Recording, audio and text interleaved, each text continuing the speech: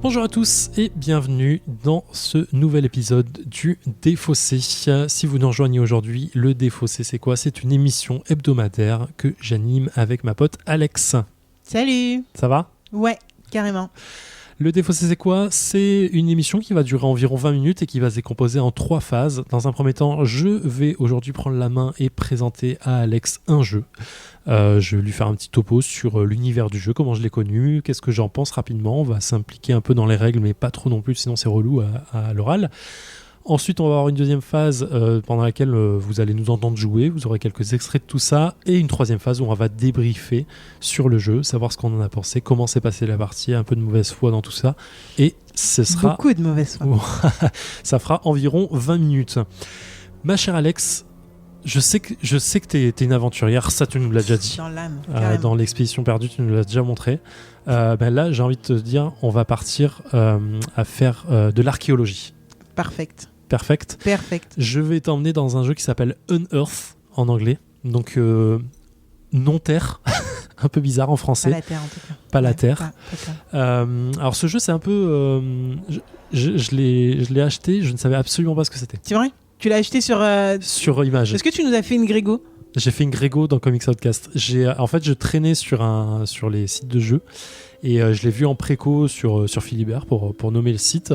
Et j'ai vu l'image de couve. J'ai fait tiens, ça a l'air sympa. Oh putain, c'est trop beau. Tiens, c'est en préco. Bam, allez, préco. Je l'ai commandé genre 2 ou 3 mois avant la sortie. Je l'ai attendu. Et quand je l'ai reçu, j'ai fait c'est trop beau. Est-ce que tu fais partie de ces gens qui font des trucs en préco et qui oublient carrément et ils ont la surprise ? Je l'avais un peu oublié, ouais. Ça, je fais un peu pareil pour les vinyles. Je préco des trucs et 3 mois je l'avais commandé trop bien. Donc voilà, c'est un peu ça. Je me fais des cadeaux à long terme. Unearth, c'est un jeu donc distribué chez Age, des Brotherwise Games. C'est un jeu de Jason Harner et Matthew Ronson. Dans Unearth, en fait, on incarne les restes d'une civilisation.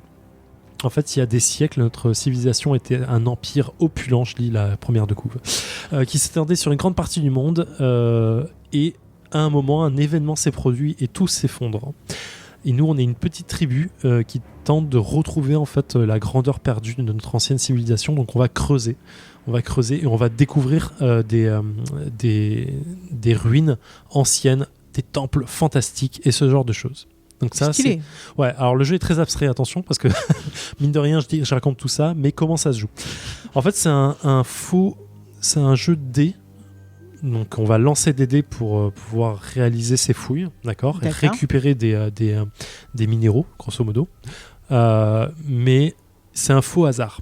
Grosso modo, ça va se passer, on va avoir chacun de nous un set de dés, d'accord. Un D8, 3 D6, un D4 de mémoire. Cool. Du même couleur chacun. Donc moi je vais avoir vert, toi bleu par exemple. Et entre nous deux, il va y avoir des runes qui sont représentées par des cartes. Sur chaque carte, il y a 2 valeurs. Une en haut qui représente la valeur qui doit être atteinte par les dés qu'on va mettre sur cette carte pour que la rune soit découverte. D'accord. En bas de cette carte, il y a une autre valeur qui est de 2 ou 3, ça dépend, qui va représenter le nombre de minéraux qu'on va mettre dessus lorsque la carte apparaît. Quand elle est découverte. D'accord. On retourne la carte, on la voit, on met 2 ou 3 de minéraux qui sont tirés au hasard dans un sac. Et du coup, il va y avoir plusieurs mécaniques dans ce jeu. La première mécanique, c'est la mécanique de fouille. Donc, au début de mon tour, je vais choisir une carte, d'accord, qui vont avoir plusieurs couleurs. Une carte couleur verte, une ruine de couleur verte, orange, rouge, bleu, tu vois, tu as plusieurs petites couleurs. Un jeu très coloré finalement. Je vais choisir une des ruines, je vais lancer le dé.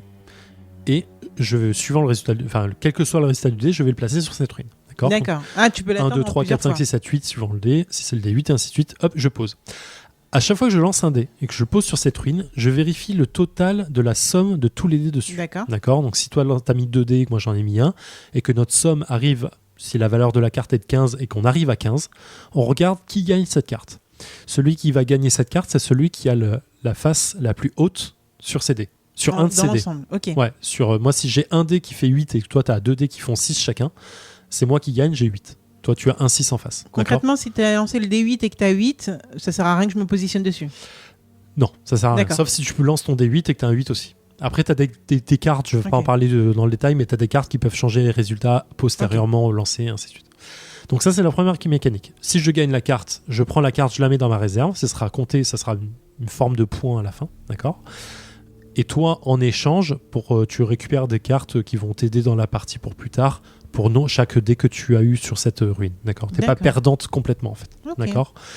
La deuxième mécanique, c'est les minéraux que tu poses sur ces cartes. À chaque fois que tu lances un dé et que tu fais un résultat de 1, 2 ou 3, et que tu le places sur la carte, tu récupères un des minéraux qu'il y a dessus. D'accord, donc la carte a déjà été découverte. Voilà. Et tu continues quand même à mettre des dés dessus. Oui. D'accord. Donc, tu as la découverte. Le but, c'est d'engranger le plus de points pour arriver à la récupérer à la fin. C'est ce qu'on appelle la fouille, finalement. D'accord ? Et ensuite, entre-temps, tu récupères des minéraux de couleur rouge, bleu, noir, jaune, ainsi de suite. D'accord ? Attends, on est d'accord que la carte, elle est face sur visible. plateau, face visible. Nous, on essaye d'atteindre le score du haut. Ouais. Le score du haut, du coup, on l'atteint chacun en lançant des dés. Et après, on additionne par rapport à ce qu'on veut mettre dessus. Absolument. Par contre, une fois qu'elle est découverte, donc elle a été découverte, une fois que ça a été atteint, on met des minéraux dessus. Non. On met les minéraux dès qu'elle est découverte.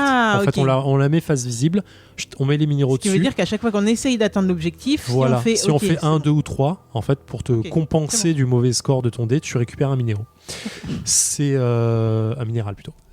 C'est ces jetons qui sont des hexagones, d'accord, de couleur. Tu vas les placer devant toi. Ça, c'est la deuxième mécanique du jeu. Tu vas les placer devant toi et tu vas former en fait une forme d'alvéole finalement comme les abeilles, où tu vas former en fait des ronds avec ces hexagones. Et quand tu as formé un rond complet, d'accord, donc tu en as 6 en tout, le centre tu vas le combler avec des merveilles qui sont aussi disséminées sur le plateau qu'on a tiré au hasard au début du jeu, et tu vas le mettre dedans. Il y a des merveilles qui vont te donner des pouvoirs, comme relancer un dé par exemple. Il y a des merveilles qui vont pas te donner pouvoir mais qui vont te donner des points en plus. Genre 5-6 points, ça dépend des merveilles, c'est aussi un peu hasardeux. Et voilà. Et en fait, tu vas continuer comme ça jusqu'à ce qu'il n'y ait plus du tout de cartes au milieu. D'accord ? À la fin, il y a un événement majeur qu'on tire à la fin du jeu qui va déclencher les derniers tours de jeu. Et dès qu'on a découvert toutes les merveilles, qu'on a tout récupéré les cartes, on arrête le jeu et on compte les points. Compter les points, c'est assez simple finalement. On va compter toutes les cartes qu'on a récupérées avec les lancers de dés. D'accord ? Si on a un certain nombre, 7 de même couleur, on récupère plus ou moins de points. Plus les merveilles qu'on a récupérées aussi. Ok, bon, ça n'a pas l'air très compliqué, là, dit comme ça. En tout cas, moi, j'ai bien compris. D'accord. Par contre, ça dure combien de temps ? Alors, on est sur des parties d'environ 30 à 60 minutes. Ça dépend. Là, 2 joueurs, je pense qu'on est plus sur du 30 minutes. D'accord. On est sur du bon quart d'heure par nombre de joueurs. C'est du 2 à 4 joueurs et c'est pour du 8 ans et plus. Tu vois, c'est vraiment pas très dur en termes de règles, mais il y a quand même des petites subtilités qui peuvent rendre le jeu assez intéressant. Et là, en avant-première, avant qu'on y joue, est-ce que tu as été récompensé par le design ? Ouais, de ouf. Ouais, moi j'adore ce genre de design un peu mosaïque, pixel, je sais pas, j'ai envie de dire. Vous verrez sur les réseaux sociaux, c'est vraiment... Moi j'adore, je trouve ça vraiment superbe. Et le jeu en lui-même ? Je suis jamais déçu. Je suis peut-être à ma 10e partie. Ah là. Si tu arrives à la 10e, c'est que tu continues. Ouais, je joue régulièrement, j'adore ce jeu. Je le trouve très beau visuellement, agréable à manipuler parce qu'il y a les dés, il y a les hexagones. J'adore ce jeu. J'imagine que la jouabilité est quand même décuplée grâce aux l'événement qui dénonce la fin de partie, les événements qui sortent et qu'on peut mettre dans les alvéoles. Ok. Ouais, il y a des petits trucs, c'est pas... Écoute, moi j'ai très envie de le tester, surtout que j'ai vu comme toi pas mal de photos un peu partout sur les réseaux, donc j'ai hâte de mitrailler ça. Eh ben écoute, on y go alors. Allons-y. Ah ouais. Alors on est à 7, 10, 11, 12. Ouais, Alex là. Ouais, on sait comment ça se finit tout. J'en veux pas du jeu. On est à 8. Tiens, je vais aller là. Attends, mais oui, du coup en fait je peux en faire. En fait, tu vas regarder si à la fin tu as 3 violettes, 2 blanches et une jaune. Bah tu marques 12 points pour les violettes qui sont là, qu'on va pas jouer. Bah tu vas en choisir une dedans et tu vas la garder pour le point. En fait, c'est juste que suivant la couleur que tu as, bah tu peux dire ok, bah je vais déjà me diriger vers cette couleur là. Et c'est l'événement de fin de partie, fête de la revendication, plus 1 à tous les jets de dés. Mais attends, j'ai pas... Ah oui, non, excuse-moi. Ouais, mais c'est pareil. Plus 1 à tous les jets de dés jusqu'à la fin de la partie. Bah écoute, moi je vais venir là. Ça fait 8. Putain, mais t'as une chance insolente. Ouais, j'avoue là. Mais en fait, du coup, je récupère pas de ça. Vas-y, go. Autant éviter. Oh putain, plus 2. Tu veux être sûr de l'avoir celle-là? Bah non, mais... Ça fait 5, 6. Et voilà, on a fini. Bon, on a fini et on compte les points. Alors, et on est d'accord que les points, c'est absolument pas ce qu'on pense. Nous sommes de retour dans le défaussé après une partie de Unearth, la non-terre, de 16 minutes avec Alex. Alors Alex, qu'est-ce que tu as pensé de ce jeu ? Vraiment très rapide, vraiment petit jeu, 16 minutes, c'est rien du tout. Ouais. C'est assez pour se mettre en jambe quand on n'y a pas vraiment joué, enfin quand on n'y a jamais joué. Dynamique de jeu plutôt intéressante, je trouve. Ouais. Le jeu, il est magnifique. Après, c'est vrai que ça va vite en fait. Hein. On a, c'est pas qu'on n'a pas le temps, mais en fait, c'est qu'il se passe, on n'a pas franchement beaucoup d'actions à faire. C'est à notre tour de jouer, on lance les dés, on sait où on veut aller ou pas. Je pense qu'il y a quand même des petites stratégies à mettre en place par rapport aux petites cartes. Comment on appelle les petites cartes ? Les cartes prospection. Les cartes prospection qu'on gagne et qui nous donnent des petits pouvoirs à chaque des petits à activer à chaque partie. Donc il y a des petites. Je pense qu'il y a quand même des petits trucs à réfléchir. Moi, je suis parti sans vraiment réfléchir. Sans stratégie. Sans stratégie, ce qui est con. Alors qu'au début, en plus, je suis parti en me disant, je vais au moins en avoir un de chaque couleur. Ça ouais, t'auras eu un bonus à la fin, ouais. Ou alors, je mise que sur les mêmes couleurs. C'est exactement ce qu'il faut faire, mais l'autre le voit en fait, que tu récupères. Ok, il récupère les verts, donc je lui ai en piqué un, je lui ai en piqué deux. C'est pour ça que j'ai essayé d'aller voir ailleurs pour feinter. Ouais. Mais en fait, quand je suis allé voir ailleurs, je suis resté ailleurs, quoi. Ouais, mais du coup, mais tu vois, la mécanique, elle est cool parce que t'es jamais vraiment perdant. Enfin, alors, je parle pas en termes de points, mais en termes de cartes. T'es jamais lésé, ouais. T'es jamais lésé. Tu vois, ok, je gagne la grande carte qui me permet de marquer les points. En échange, t'as eu des cartes prospection, ce qui te permet de rattraper le coup ailleurs, en fait. C'est vrai. Et du coup, t'as un équilibre qui se crée naturellement. Là, on n'a pas eu trop eu de chance. Enfin, on a eu un peu de la chance sur les jets de dés. Beaucoup de chance. Donc, on a fait des gros jets de dés. Donc, on n'a pas récupéré beaucoup de minéraux pour construire. T'en as récupéré une merveille, moi aussi. Mais il m'est arrivé de faire des parties où j'en avais récupéré 5. Et en fait, j'avais fait que des petits jets tout du long. Ce qui fait que j'avais pas beaucoup de cartes d'architecture. Mais tu peux quand même faire des points avec. Mais j'avais fait pas mal de points avec ça. Et en fait, je rattrapais ma partie avec ça. Bon, ça ne dit pas que je gagnais en face, mais ça permet au moins de rattraper ça. Et franchement, ça vaut. Enfin, t'es pas perdant en termes de points, quoi. Parce que t'as les bonus de fin, si t'as au moins 3 merveilles, t'as 5 points supplémentaires. Les merveilles en soi rapportent des points et puis te donnent parfois des pouvoirs. Si tu mises sur les merveilles mineures ou majeures, t'as beaucoup de points d'un coup. Ouais, t'as pas cette frustration, du coup. Ouais, t'as pas du tout de frustration de te dire, putain, mon tour a servi à rien. Tu peux vraiment établir une stratégie rien qu'avec les minéraux parce que tu sais où tu mises.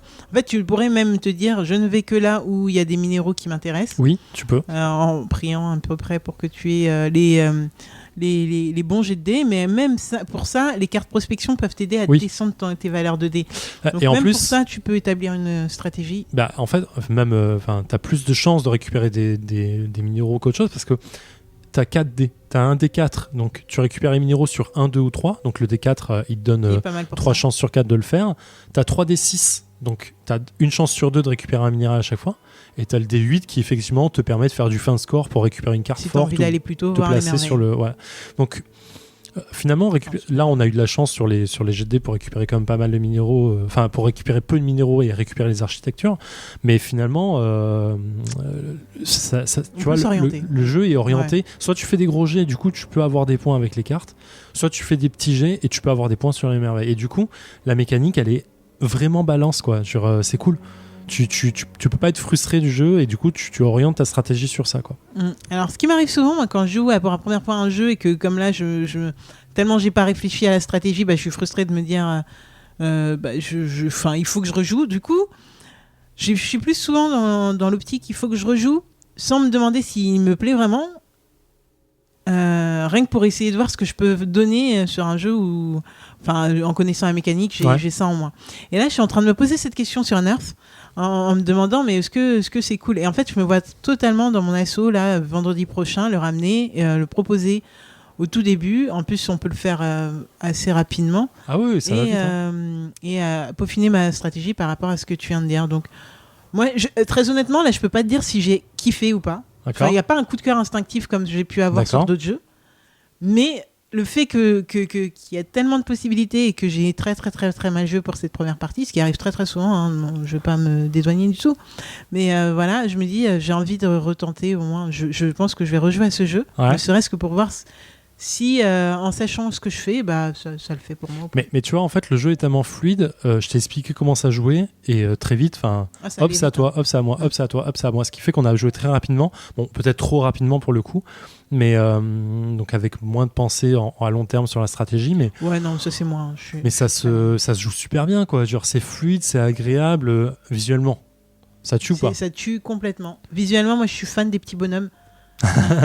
qui se promènent, mais ils ont des grands yeux blancs et tout, ils ont l'air un peu tristes. Mais ouais, ils ont l'air, enfin ça fait un peu Hollow Knight pour ceux qui connaissent le jeu vidéo, ça donne un peu cette impression là, ou Patapon pour ceux qui connaissent ce petit bonhomme qui est dans un univers tout glauque là et qui avance Limbo. Aussi. Limbo, voilà, c'est ça. Mais ouais, c'est un peu ça. Et visuellement, ça fait très pixel, très 3D ISO pour ceux qui connaissent la Super NES de l'époque. Tu veux dire pour les petits bonhommes, les architectures. Ouais, les architectures, les bâtiments et les couleurs sont complètement folles. Le design, ça fait un peu carré. Pentagone, moi j'adore quoi. Moi j'adore ça, très angulaire et tout. J'adore ce genre de truc et ça m'a vraiment. Ça me donne envie de jouer tout le temps. Dans les détails de la petite pochette où t'as les petits dés, t'as chaque sorte de dés au cas où. Oui, qui sont dessinés de façon un peu graphique, quoi. C'est super agréable. Il n'y a pas d'histoire autour. Ça, on pourrait le regretter. Il n'y a pas une vraie histoire autour, mais en fait, ça joue très bien sans. Et puis pour un jeu de 16 minutes, on va pas demander non plus. Ouais. Moi, j'ai un vrai coup de cœur pour ce jeu dès que je l'avais vu et quand j'ai compris la mécanique, je suis ok. En fait, ça fonctionne super bien. T'es pas lésé, t'as pas l'impression de perdre ton tour, perdre ton temps, même si tu fais un mauvais jet de dés. Écoute, je trouve ça super agréable. Il coûte combien ? C'est une très bonne question. Il doit coûter aux euros 30 balles.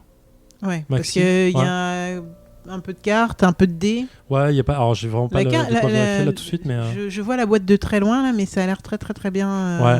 Alors le rangement est bien. Ouais. Il y a un terraforming, on dit comment on appelle ça là. Je sais pas. Je sais plus comment on appelle ça, le plastique à l'intérieur, qui est assez bien fait. Bon, c'est pas. Il y a eu mieux. Là, ça n'a pas l'air de flotter, quoi. Non, ça se passe bien. Les petits pions, les petites tuiles de monuments, il faut toujours les retrouver, le reclasser, mais c'est pas la mort. Il y a vraiment pire. Non, franchement, c'est un de mes coups de cœur. Je suis content qu'il t'ait pas déplu déjà. Et que tu as au moins envie de retester pour voir ce que ça donne. Ne serait-ce, en même temps, il y a des photos de fous à faire aussi sur ça. Ah bah putain, clairement, vous allez voir. Je sais pas si les photos que je vais faire, qu'on va faire, vont rendre justice et hommage à ce jeu, mais ne serait-ce que pour ça, ouvrez la boîte, quoi. Ouais, clairement. En fait, visuellement, il me rappelle un jeu qui s'appelle Dungeon of the Endless. Qui est un jeu PC qui était chez Amplitude Game à l'époque, qui est toujours d'ailleurs, que je vous conseille par ailleurs, et ça me fait très penser à ce jeu en fait, et du coup je kiffe d'autant plus que c'est un jeu que j'adore. Voilà, donc Unearth première édition, c'est marqué sur le truc, donc je sais pas s'il y aura une seconde. Prévoit peut-être de faire des suites. Ouais, je sais pas.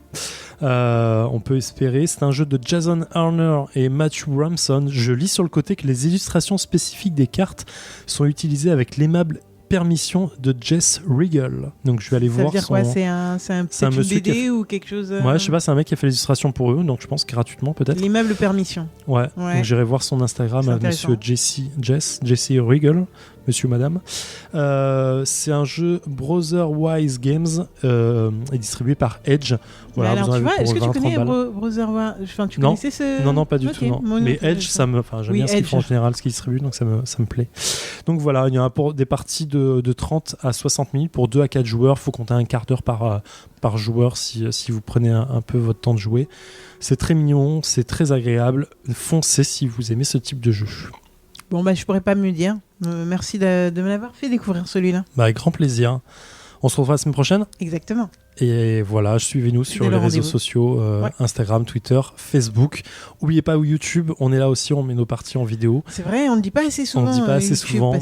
Mais on est là aussi. Ouais, on est là. Et on se retrouve la semaine prochaine. Jouez bien, éclatez-vous bien. À plus. Ciao.